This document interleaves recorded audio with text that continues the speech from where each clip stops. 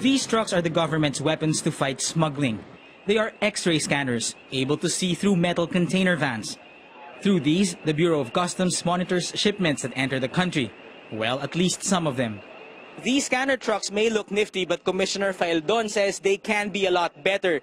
These trucks use 10-year-old technology and there are newer models available in the market. But he says the bigger problem is that there's too few of them. Only 8% of all containers that come into the country go through these scanners. Up to 10,000 of these containers come in each day, but only about 800 of them are scanned. Meaning when you're a smuggler, you have 92% of succeeding.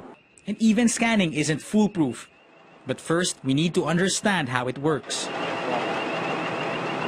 As the container van goes through the X-ray beam, a computer generates a real-time image of its contents. The image is a black and white silhouette of what's inside. A customs inspector then compares what he sees with what's written on the shipment's documents. The numbers should add up. He looks out for suspicious-looking shapes. The catch? These scanners cannot detect objects whose mass is lower than 10 kilograms. Oh, may naiba. Dapat supposedly kotse lang makikita mo dyan, o parts. Tapos kung nakita mo bisikleta, o kotse, o baril, o ano man na hindi kasama dun sa declaration, ano na yun?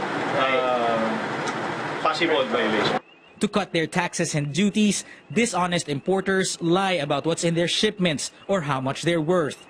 They tell their suppliers abroad to underdeclare the shipment's transaction value.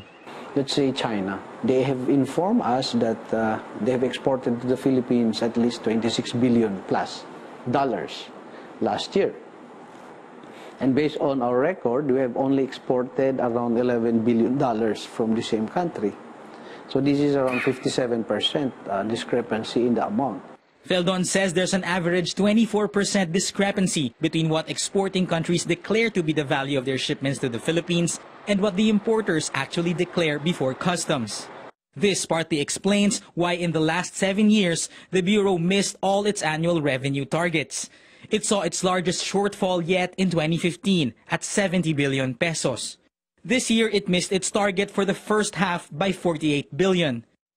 But Federation of Philippine Industries President Jess Aranza says the revenue losses are much bigger than that. Their independent study places the yearly shortfall at an average 200 billion pesos. If we can just collect half of that 200 billion, hindi na tayo bagong mga tax. And not only that, but you also are able to protect the local industries. Faeldon plans to get more scanner trucks to cover at least 25% of shipments. The thing is, the government is still paying for the 30 existing ones, which the Commission on Audit reported to have been overpriced by 4 billion pesos. But Faeldon says the problem isn't really the lack of machines. He says it's the collusion among unscrupulous importers, brokers, and customs officials. So, he is cracking down on corruption, starting with his own ranks. JC Gotinga, CNN Philippines.